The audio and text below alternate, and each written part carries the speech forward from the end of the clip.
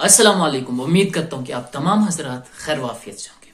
آج کے اس سبق میں بہت ہی اہم جملے اور ترکیبیں رکھی جائیں گی، موسٹ امپارٹنٹ، جس میں آپ کی صلاحیت کو بھی پرکھا جائے گا. تو چلیے آج کا سبق ہم شروع کرتے ہیں. آپ کے سامنے تمرین ہے، اقرا وکتب، پڑھو اور لکھو. اس تمرین کا ایک خاص مقصد یہ ہے کہ آپ کی عربک میں ریڈنگ درست ہو جائے، آپ کی عبارت خوانی درست ہو جائے. تو چلیں جی. نمبر 1، ہادی مدرسہ وتلک جامعہ.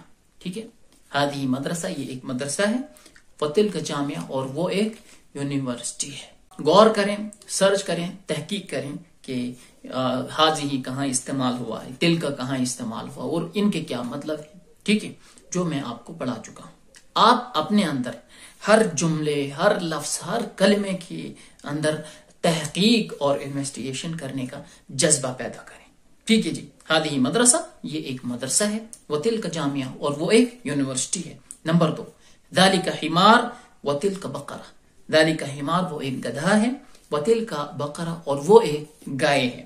وہ آپ خود سوچیں گے کہ حمار کے لیے ذالک کیوں استعمال ہوا، بقرۃن کے لیے تلک کا استعمال کیوں ہوا. یہ آپ اس سوال کا جواب دیں گے.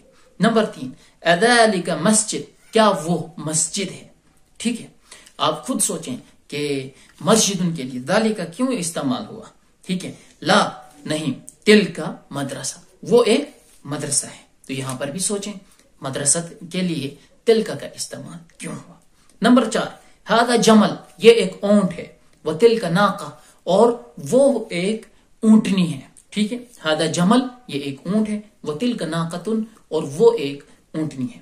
خود سوچیں، آپ تحقیق کریں، انویسٹیگیٹ کریں کہ جملن کے لیے ہذا کا لفظ کیوں استعمال ہوا، ناقۃن کے لیے تلک کا لفظ کیوں استعمال کیا. آگے چلیں، ہذه مدرسہ اور وتلک طالبۃ. ہذه مدرسہ یہ ایک استانی ہے، یہ ایک فیمیل ٹیچر ہیں، وتلک طالبہ اور وہ ایک طالبہ ہے.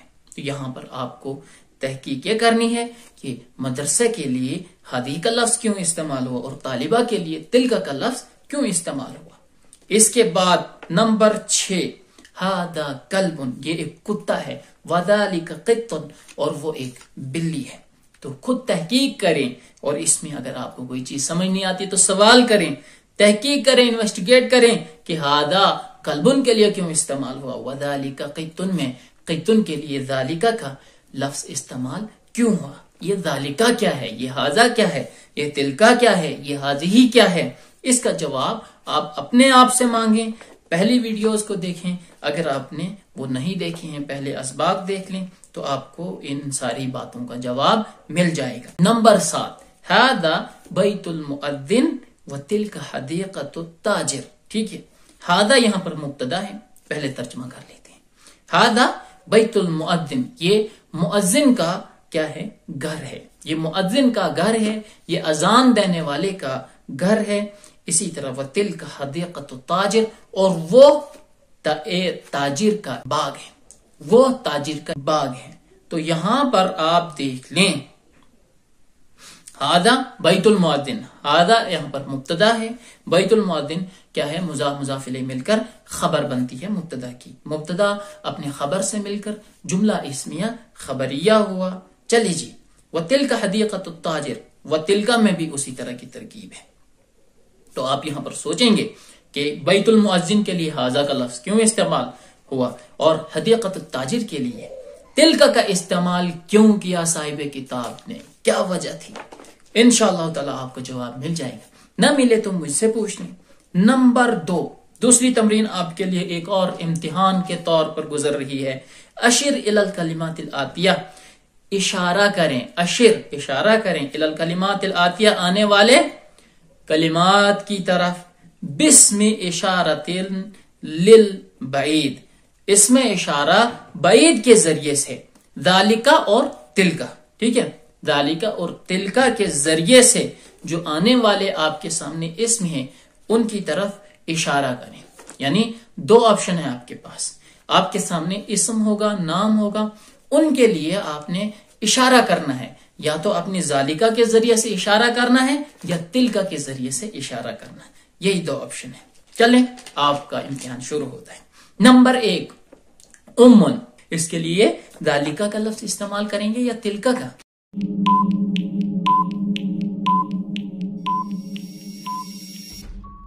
चलिए, आपका टाइम खत्म होता है, इसके लिए तिलका का लफ्ज इस्तेमाल करते हैं। नंबर 2 आपके सामने लफ्ज है अबुन, ठीक है। अबुन के लिए कौन सा लफ्ज इस्तेमाल होगा, जालिका या फिर तिलका? आपके सामने 5 सेकेंड है।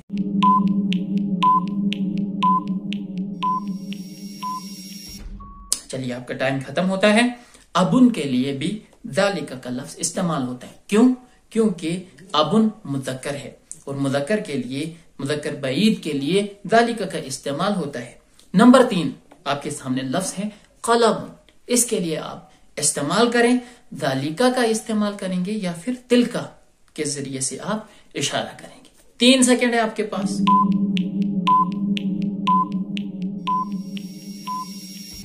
चलिए, कलमुन के लिए भी जालिका का लफ्ज इस्तेमाल होता है। क्यों? क्योंकि कलमुन भी क्या है, मुज़क्कर है और बईद है। मिलाक़तुन, इसके लिए कौन सा लफ्ज इस्तेमाल करते हैं? मिलाक़तुन के माने चम्मच।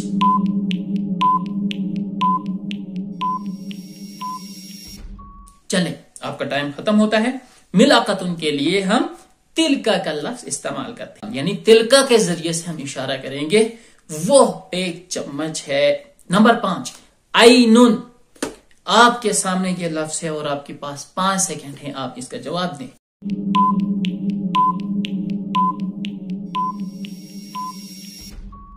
चलिए, आइनुन के लिए तिलका का लफ्ज इस्तेमाल होता है, ठीक है।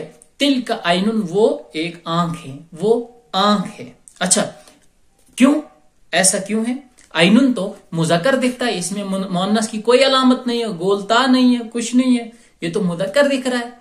तो फिर आप बताएं हमें कि आइनुन के लिए तिलका का लफ्ज इस्तेमाल क्यों है? तो इसका जवाब यही है कि मैंने आपसे कहा था कि पार्ट्स ऑफ बॉडी की जो भी दो चीजें हैं, जैसे 2 आंख, 2 कान, इसी तरह 2 हाथ, 2 पैर, तो ये मुअन्नस इस्तेमाल होते हैं। तो आइनुन मुअन्नस है, इसलिए इसके लिए तिलका का इस्तेमाल किया।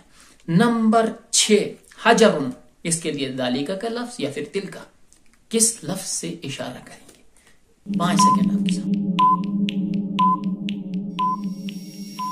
चलिए, हजरुन के लिए जालिका का लफ्ज, और इसके बाद मैं आपको खुद बताता हूं कमीसुन के लिए कौन सा लफ्ज इस्तेमाल होगा, ये आप बताएंगे। चलिए जी, आप ही बताएं, ये आपके लिए है।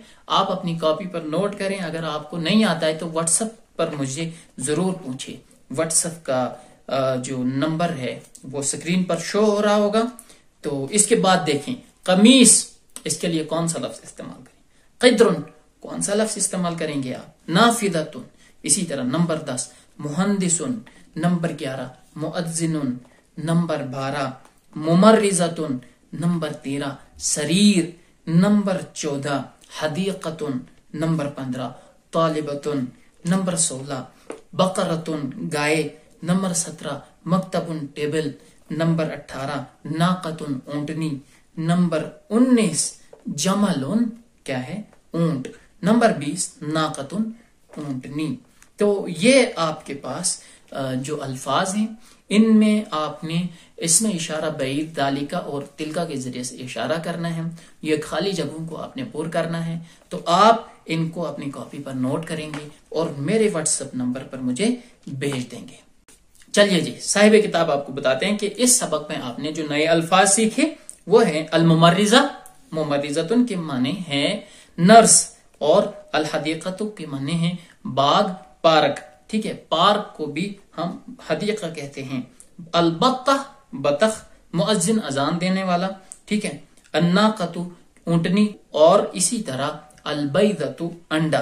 अब आगे बता रहे हैं कि अस्माउल इशारति लिल करीब और अस्माउल इशारति लिल बईद, यानी इसमें इशारा करीब के लिए और इसमें इशारा बईद के लिए कौन कौन से लफ्ज इस्तेमाल होते हैं, वो ये हैं। हादा मुहम्मद, हादिही आमिना, ठीक है। अस्मा इशारा करीब के लिए 2 हैं, हादा, हादिही। हादा वाहिद मुज़क्कर करीब के लिए, हादिही वाहिद मुअन्नस करीब के लिए। इसी तरह अस्माउल इशारति लिल बईद, दालिका हामिदुन وہ حامد ہے، تل کا زینب وہ کیا ہے، زینب ہے. تو اسماء اشارہ بعید کے لیے ذالکا کا لفظ اور تلک کا لفظ. ذالکا واحد مذکر بعید کے لیے اور تلک واحد مؤنث بعید کے لیے. تو یہ آپ کا سبق اختتام کو پہنچتا ہے. انشاءاللہ تعالی ہم اب اگلے سبق میں آپ سے ملاقات کریں گے. تب تک کے لیے اپنی دعاؤں میں یاد رکھیے گا. اللہ حافظ.